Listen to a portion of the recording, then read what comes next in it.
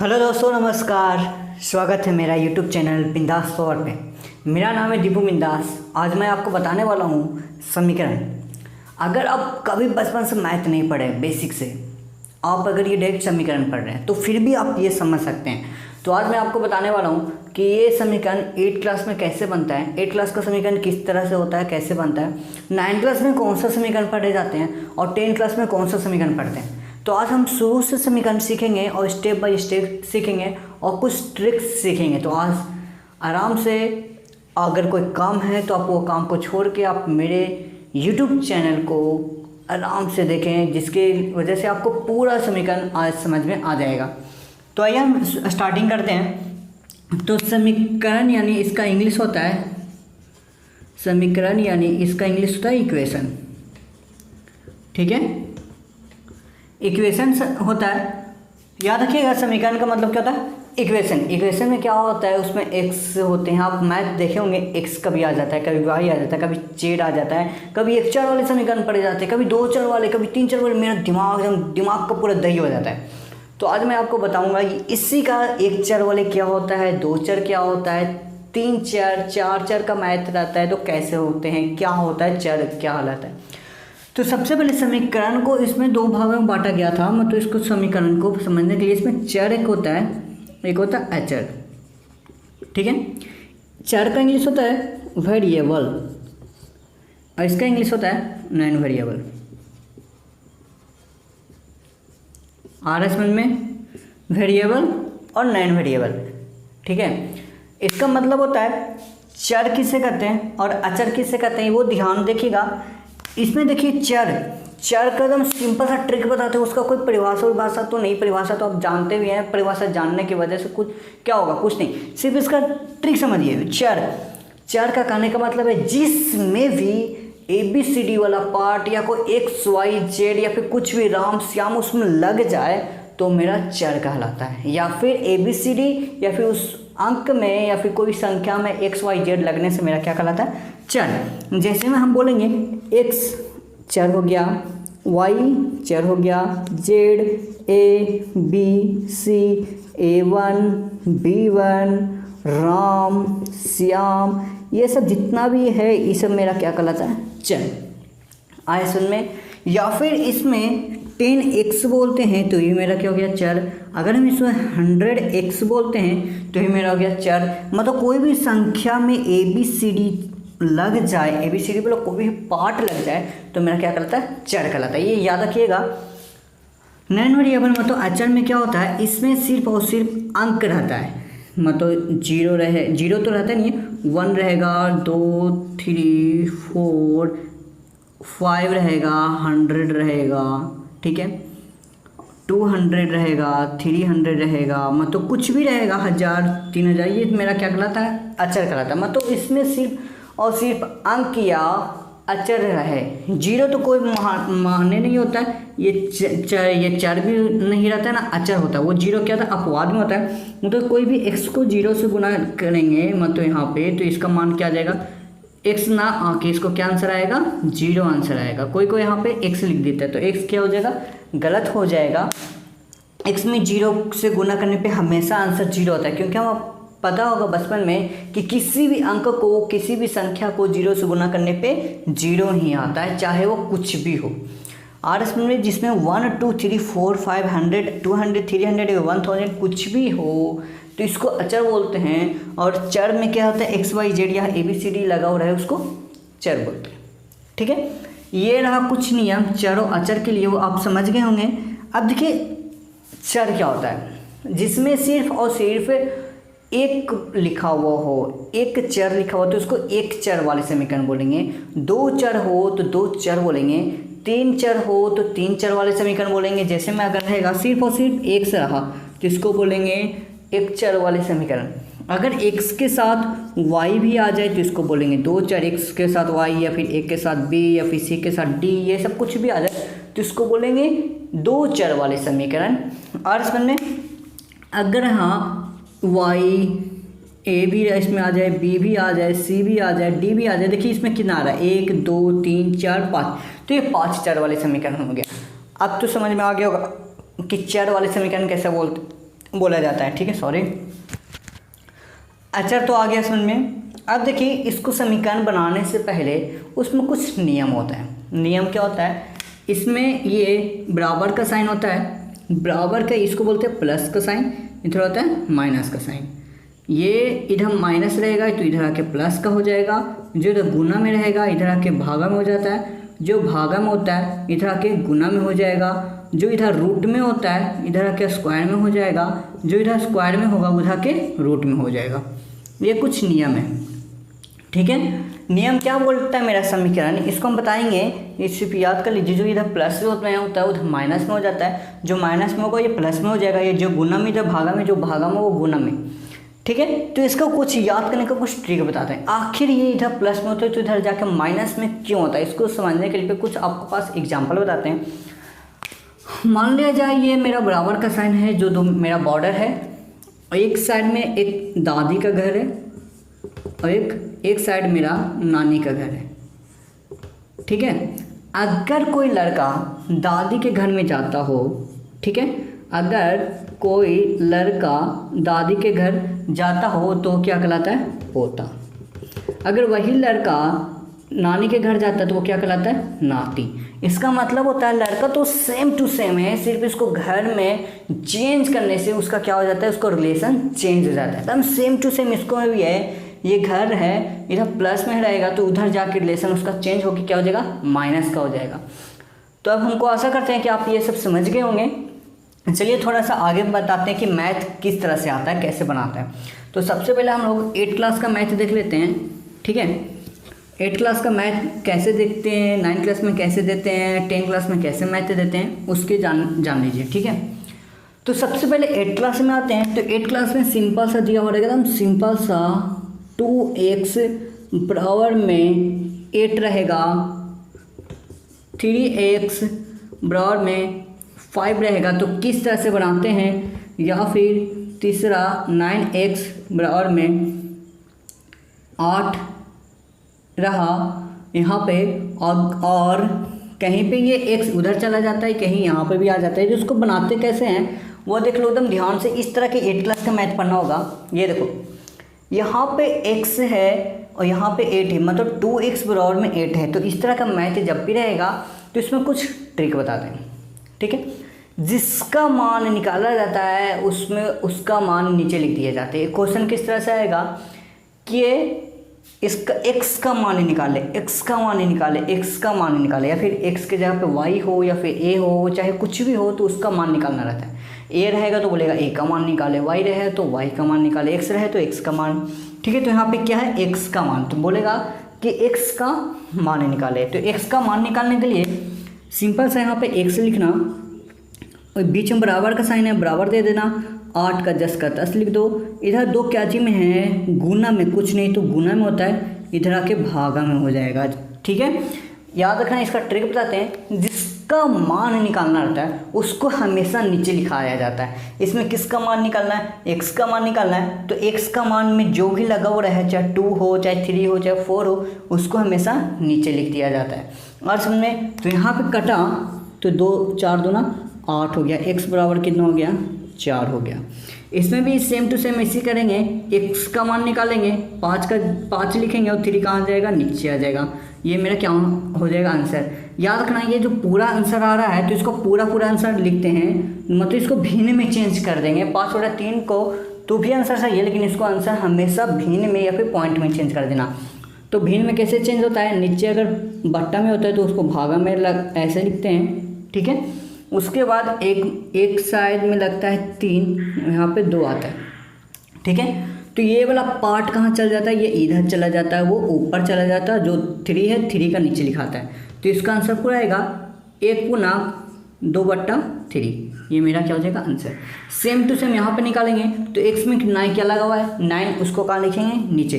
तो x बराबर कितना आ जाएगा? 8/9। यहाँ पे क्या आ गया? बड़ा आ गया, तो इसको पॉइंट में चेंज करना है। तो पॉइंट में कैसे चेंज करेंगे? 9 और 8 में भागा देंगे।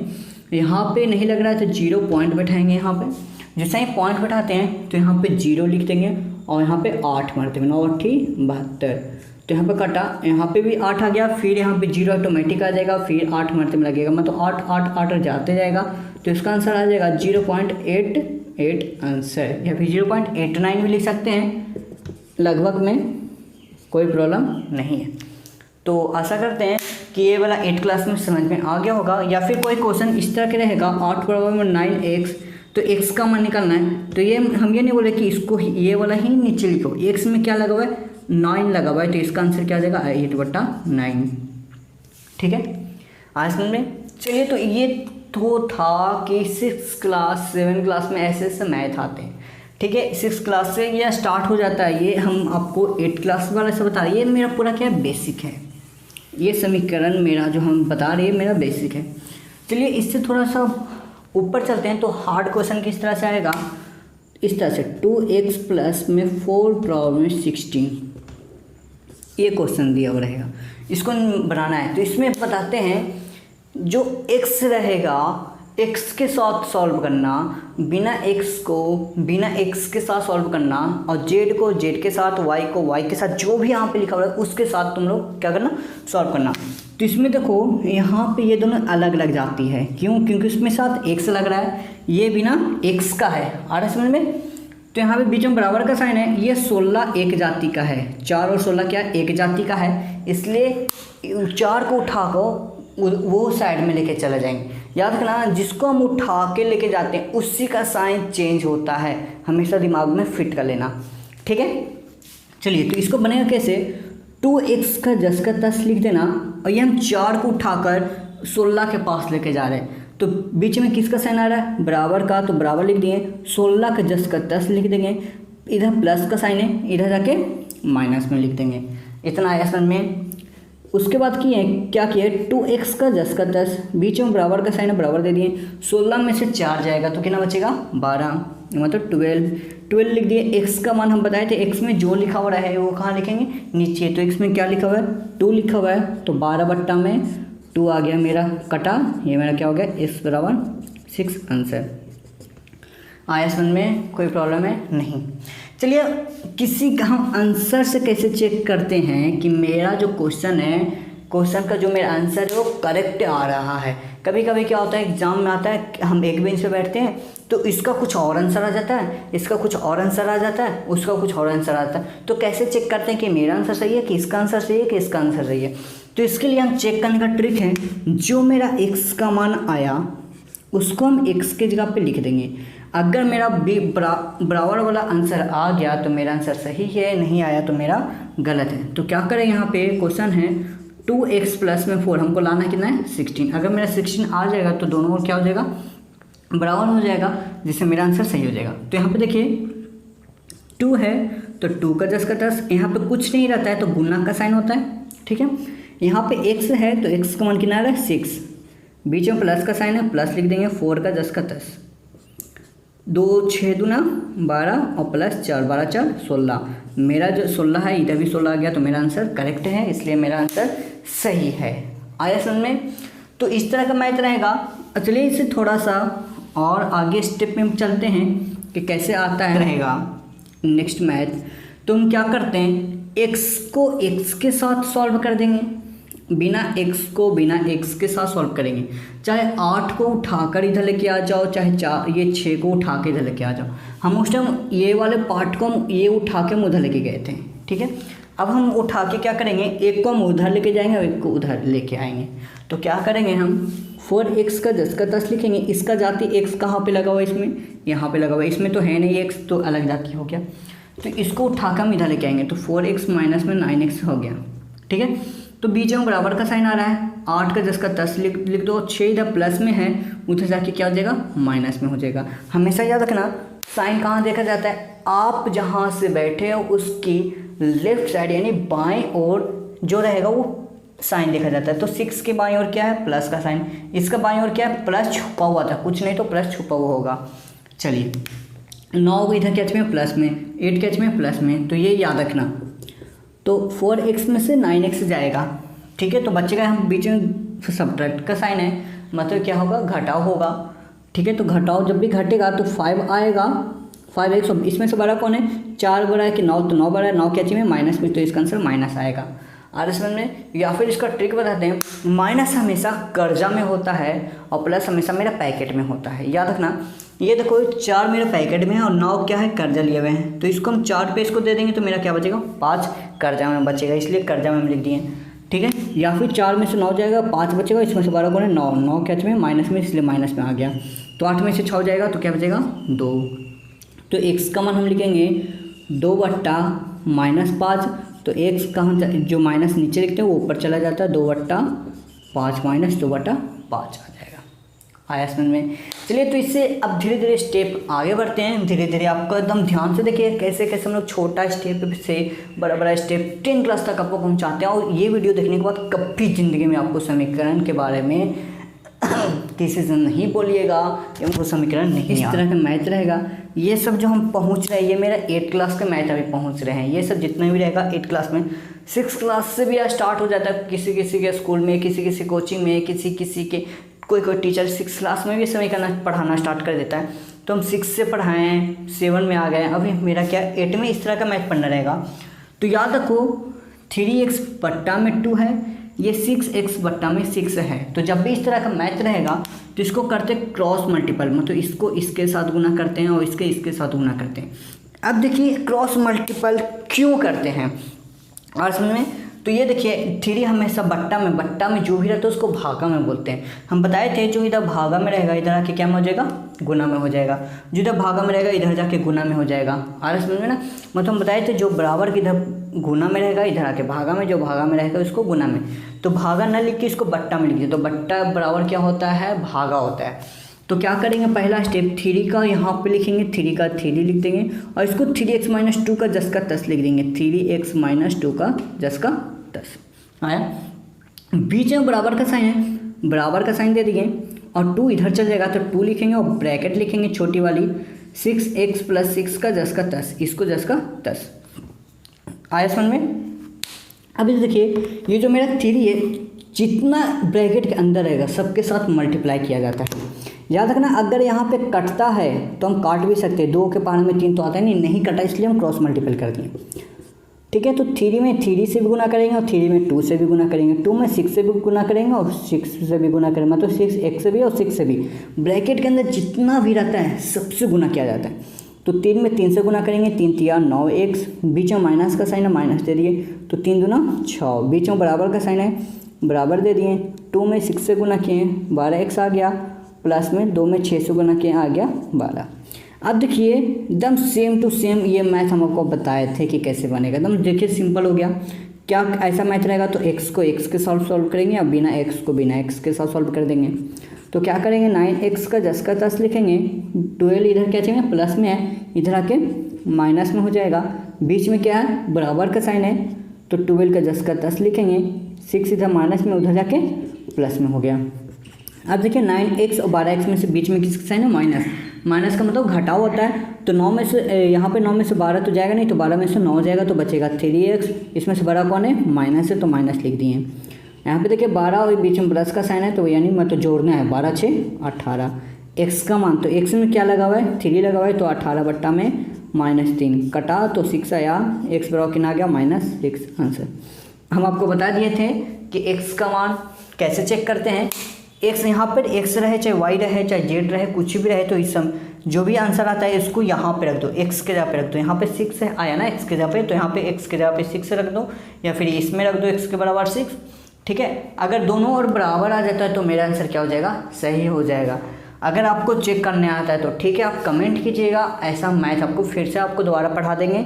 ठीक है, अगर आपको बेसिक में जो भी कुछ सीखना है, भिन्न का जोड़ सीखना है, घटाव सीखना है, पॉइंट वाला जोड़ घटाव, हम सब कुछ ये चैनल पे आपको सारा कुछ लेके चलेंगे, आपको पूरा बेसिक हम आपको कंप्लीट करवा देंगे आपको। ठीक है, चलिए नेक्स्ट मैथ आता है इस तरह का। हम क्या पढ़े थे पूरा में बट्टा में पढ़े थे। अब यहाँ पे अलग अलग बट्टा में रहेगा, ये आधा बट्टा में, ये आधा बट्टा में, ये आधा बट्टा में, ये आधा बट्टा में।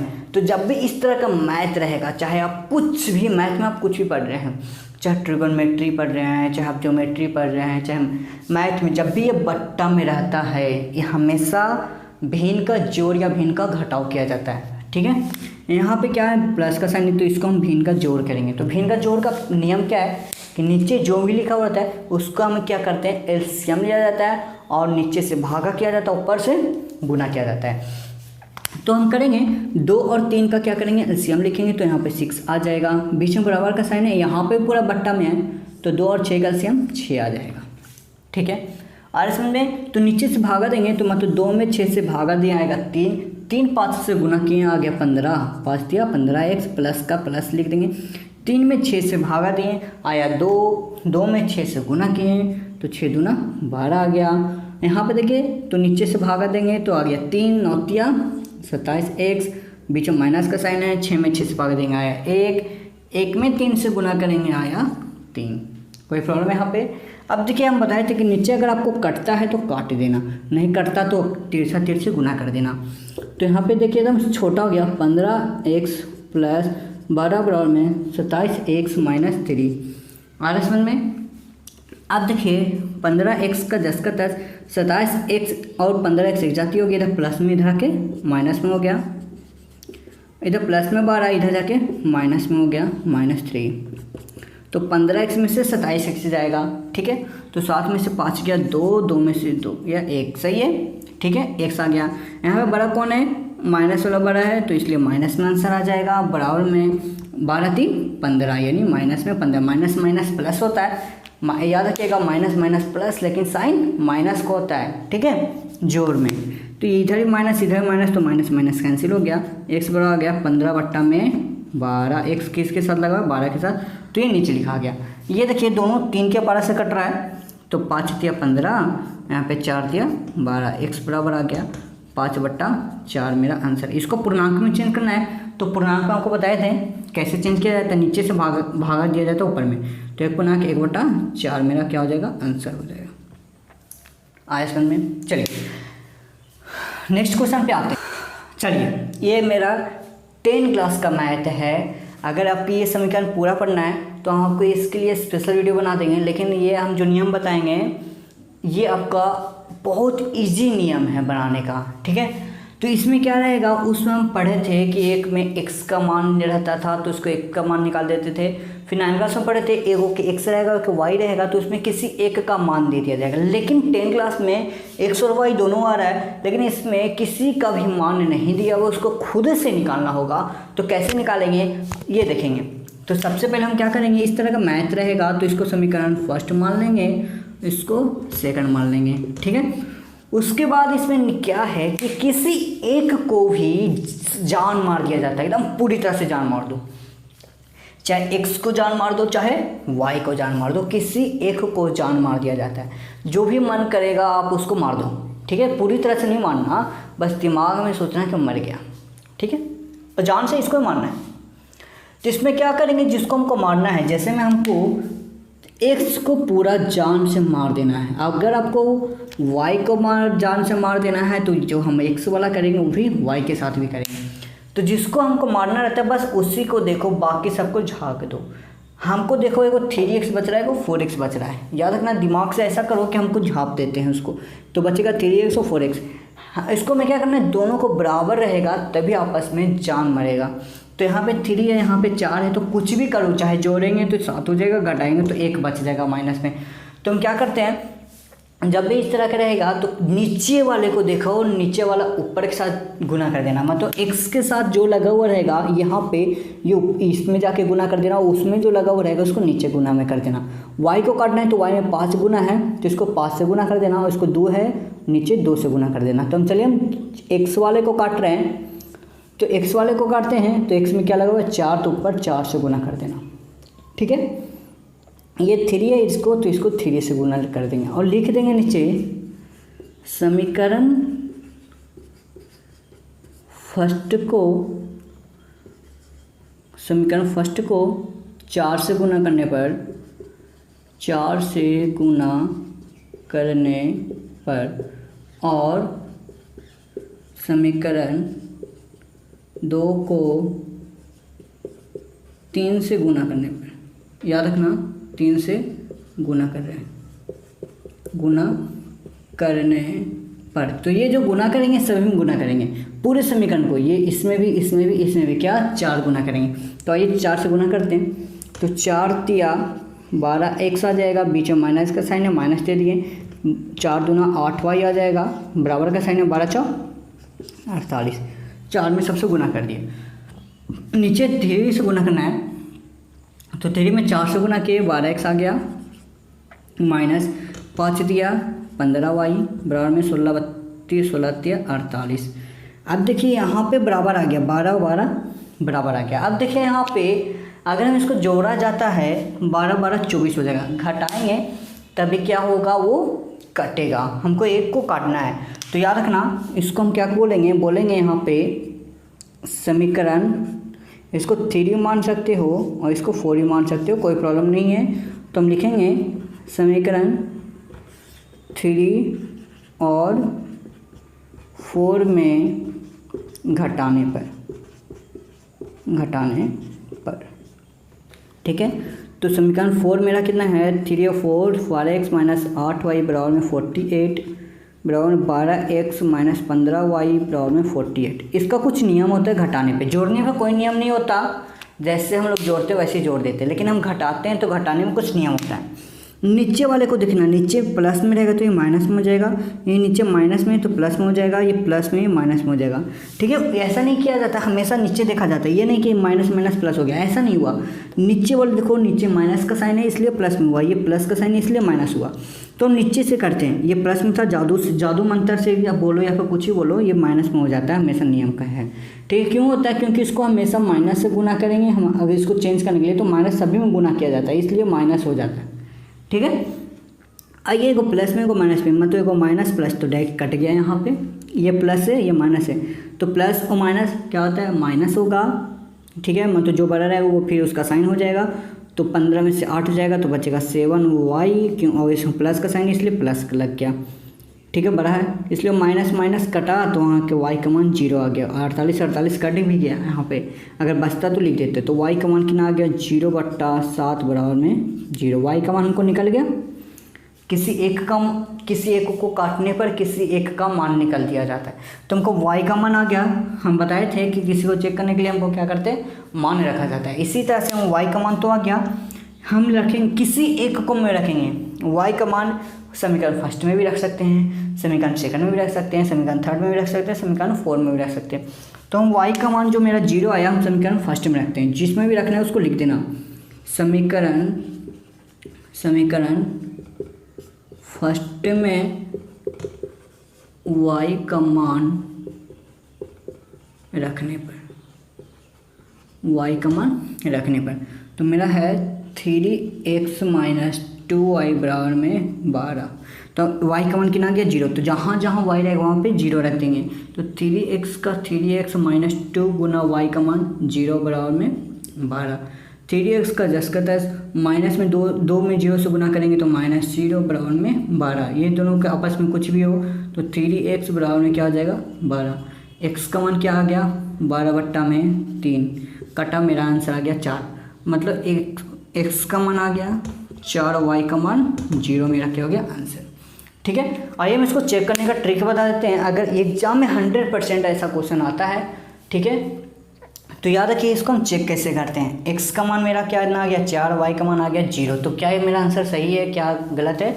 तो हम जहाँ जहाँ x का मान आता है वहाँ 4 रख देंगे, जहाँ जहाँ y का मान है वहाँ 0 रख देंगे। अगर हम फर्स्ट में भी चेक कर सकते हैं, सेकंड में भी चेक कर सकते हैं। अगर मेरा दोनों का मान इतना बराबर में 12 आ गया वो में ऊपर वाला में, इसको पे रखने पे अगर 12 आ गया तो मेरा आंसर सही है, इसमें रखने पे अगर 16 आ गया तो मेरा आंसर सही है। तो क्या करेंगे, इसमें हम चेक करेंगे, यहाँ पे लिखा हुआ है 3x माइनस में 2y बराबर में 12, हमको कितना है 12 लाना है। तो चलिए यहाँ पे x है तो x का मान 3 गुना x का मान कितना है 4 माइनस 2 गुना y का मान 0, तो हमको 4 दिया 12 माइनस 0 बराबर में 12, मेरा आंसर सही है। चलिए इसमें भी चेक कर लेते हैं।